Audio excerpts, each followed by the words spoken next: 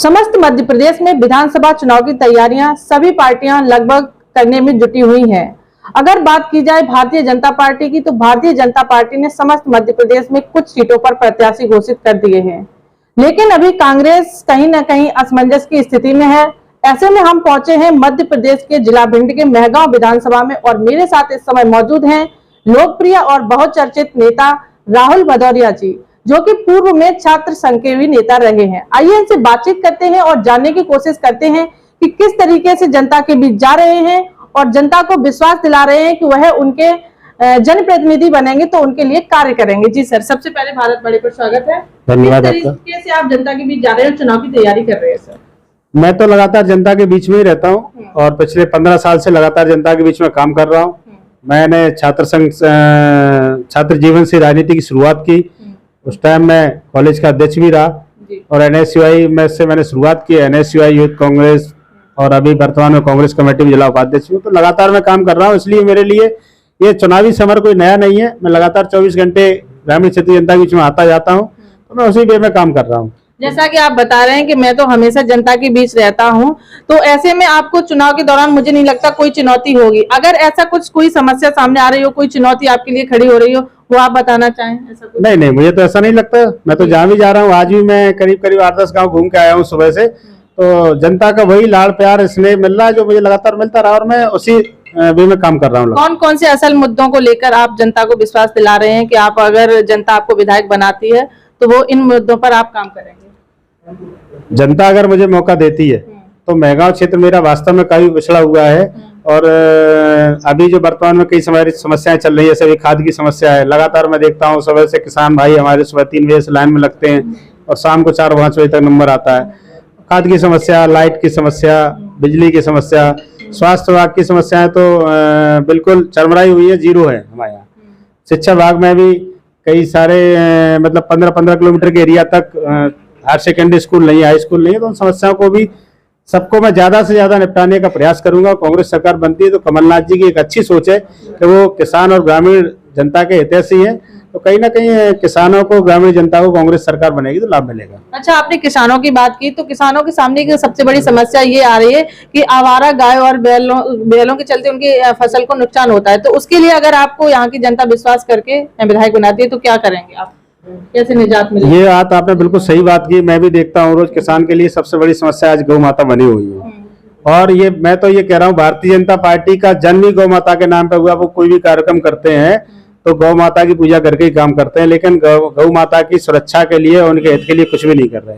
हमारी 1 साल 1.25 साल की कमलनाथ जी की सरकार बनी थी, उन्होंने वादा किया था और उसको पूरा भी किया। कई पंचायतों में गौशालाएं बनी, उन्होंने वादा किया था हर पंचायत में गौशाला बनाएंगे और उसके रखरखाव के लिए प्रत्येक गाय के लिए 30 रुपए पर डे तय भी किया था। कई पंचायतों में गौशाला बन भी गई, लेकिन जैसी भाजपा सरकार आई उन्होंने उस 30 रुपए बंद कर दिए, जिससे आज गायों की दुर्दशा हो रही है और गौशाला की दुर्दशा हो रही है। गौशालाएं जो पहले बनाई गई थी, क्या उनमें गाय नहीं है? और वो जो पहले व्यवस्था की गई थी वो व्यवस्था चल रहा है? बिल्कुल बंद कर दी व्यवस्था। जो गाय के लिए फंड जो तय किया गया था 30 रुपए प्रति गाय प्रति दिन के हिसाब से, वो नहीं मिल रहा है।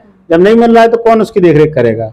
और चूंकि कांग्रेस सरकार ने वो गौशालाएं बनाई हैं तो कहीं ना कहीं भाजपा को ये लगता है कि कांग्रेस सरकार इसका क्रेडिट न ले जाए, इसलिए उनको बंद करने का काम कर रही है। अच्छा, आपने अभी बात की शिक्षा, स्वास्थ्य और रोजगार को लेकर, तो ये समस्या यहाँ की मूल समस्याएं हैं और ज्यादातर होती हैं ये समस्या। अगर आप यहाँ के विधायक बनते हैं तो इन समस्याओं से जनता को निजात मिलेगी? बिल्कुल, पूरा प्रयास किया जाएगा कि कांग्रेस सरकार बनती है और जनता मुझे यहाँ चुनती है, यहाँ से मुझे विधायक बनाती है, तो चूंकि मैं जनता के बीच में रहता हूँ तो मैं एक छोटी नब्ज को भी समझता हूँ जनता क्या चाहती है। तो ये सारी समस्याओं निपटाने का काम, कई जगह हॉस्पिटल तो बन रहे हैं लेकिन डॉक्टर नहीं है, डॉक्टर आने को तैयार नहीं है। अगर उनको सुविधाएं दी जाएंगी तो डॉक्टर भी बैठेंगे, अस्पताल भी चालू रहेंगे। और शिक्षा व्यवस्था का चूंकि सरकार ध्यान नहीं दे रही है, कोई इतना बड़ा मामला नहीं है। कई गाँव में बिल्डिंगें बनी है, बस केवल उनको वहाँ शिक्षकों की व्यवस्था करनी है और स्कूलों को ऑनलाइन करना है, जिससे मिडिल स्कूल है तो हाई स्कूल में उसको तब्दील कर दें तो लोगों को वहाँ शिक्षा मिलने लगेगी। ये तो सामान्य समस्याएं हुई। आपकी नजर में ऐसी प्रमुख समस्या कौन सी है जिसे आप प्राथमिकता देंगे विधायक बनने के बाद, कि जिसका आप सबसे पहले निस्तारण करवाएंगे? मेरी नजर में, मेरी विधानसभा क्षेत्र में सबसे बड़ी समस्या युवा बेरोजगार है।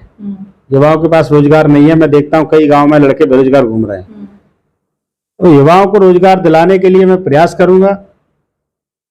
इस तरीके से काम करने का प्रयास करूंगा कि गांव में ही युवाओं को रोजगार मिले। दूसरी समस्या एक हमारे क्षेत्र में सबसे ज्यादा लाइट की आ रही है। इस टाइम बिजली विभाग से बहुत परेशान है लोग। कई डीपियां फूकी पड़ी हैं, मजरे टोलों पर लाइट नहीं है।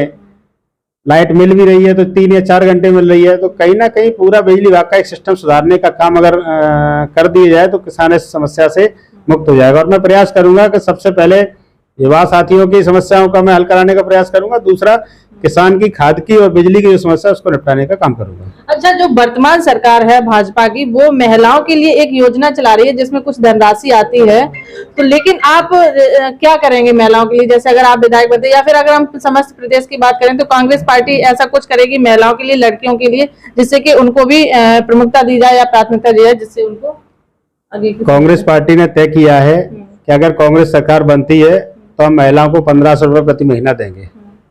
दूसरा, अभी जो बीजेपी ने जो शुरुआत की है तो मुझे लग रहा है ये तो उनका चुनावी स्टंट है, क्योंकि 19 साल में जो 1000 रुपये दे रहे हैं महिलाएं आती हैं। मैं यहाँ बैंकों में देखता हूँ 4-4 दिन लाइन में लगी रहती हूँ, गांव लौट के चली जाती है। तो जो आप 1000 रुपये दे रहे हैं उसमें से 200-300 रुपये तो उनके किराए में ही चले जाते हैं। तो कहीं ना कहीं ये योजना है, कमलनाथ जी 1500 रुपये देंगे और उस योजना का सरलीकरण करने का काम हम लोग कियोस्क के माध्यम से ग्रामीण क्षेत्र में महिलाओं को गांव में ही पैसे मिले, इस टाइप से व्यवस्था कराने का प्रयास हम लोग करेंगे।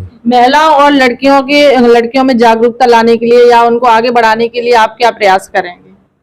नहीं, कांग्रेस पार्टी लगातार महिलाओं को, लाडली बहनों को, लड़कियों को आगे लाने के लिए लगातार 1.25 साल सरकार रही, उन्होंने कई कार्यक्रम चलाए और मैं भी उसी सरकार के कार्यक्रमों में शामिल होकर अपने व्यक्तिगत अपने तरीके से भी प्रयास करूंगा कि क्षेत्र की महिलाएं, लड़कियां आगे आएं और एक समाज में, जागरूक समाज में उसका हिस्सा बने। अच्छा, अगर समस्त मध्य प्रदेश की बात की जाए तो पूरे मध्य प्रदेश में कांग्रेस पार्टी किस भूमिका में है या कौन से मुद्दे पर चुनाव लड़ने जा रही है? कांग्रेस पार्टी सरकार बनाने की भूमिका में है और जो आप लोगों के माध्यम से जो सूचनाएं मिल रही हैं, और मैं चूंकि चंबल संभाग में चारों तरफ जाता आता भी हूँ, तो वहां से लगभग 170 सीट के साथ कांग्रेस पार्टी सरकार बनाने जा रही है। रही भूमिका की बात, तो कांग्रेस पार्टी का 1.25 साल का जो काम था वो प्लस कांग्रेस पार्टी ने अभी कई सारी योजनाएं तय की है। 1500 रुपये हम प्रति माह लाडली बहनों को देंगे, 500 रुपये सिलेंडर देंगे, 500 रुपये का सिलेंडर देंगे, प्लस 200 यूनिट तक बिजली माफ करेंगे। पुराना किसानों का जो कर्जा था उसको माफ करेंगे, बिजली का बिल हाफ करने का प्रयास करेंगे। 5 हॉर्स पावर की जो मोटर है उसको फ्री करेंगे सिंचाई के लिए। तो बहुत सारी योजनाएं कांग्रेस पार्टी की ऐसी हैं जो जनता पसंद कर रही है जिनको, और हम लोग अगर सरकार बनती तो उनको लागू करेंगे। आपने चंबल डिवीजन की बात की है, तो पिछले चुनाव के बाद ज्योतिरादित्य सिंधिया जी, जो कि चंबल के एक बहुत चर्चित नेता माने जाते हैं, तो उन्होंने अपने मतलब कांग्रेस पार्टी छोड़ के बीजेपी ज्वाइन कर ली। तो क्या लग रहा है, उनके कांग्रेस पार्टी छोड़ने से कोई कांग्रेस वोट पर प्रभाव पड़ेगा और नुकसान होगा क्या कांग्रेस पार्टी को? मुझे तो लग रहा है सिंधिया जी के जाने से कांग्रेस पार्टी और मजबूत हुई है, क्योंकि जब सिंधिया जी कांग्रेस पार्टी में थे तो इस चंबल अंचल में 26 सीटें कांग्रेस को मिली थी 34 में से, और आज की स्थिति में 30 से 32 सीट कांग्रेस को मिलेंगी सिंधिया जी के जाने के बाद। तो इस तरीके से लग रहा है कि सिंधिया जी के जाने के बाद कांग्रेस और मजबूत हुई है। चलते सर ये बता दीजिए कि समस्त मध्य प्रदेश में कितनी सीट लेके आ रही है कांग्रेस? 170 सीटें आएंगी लगभग कांग्रेस की।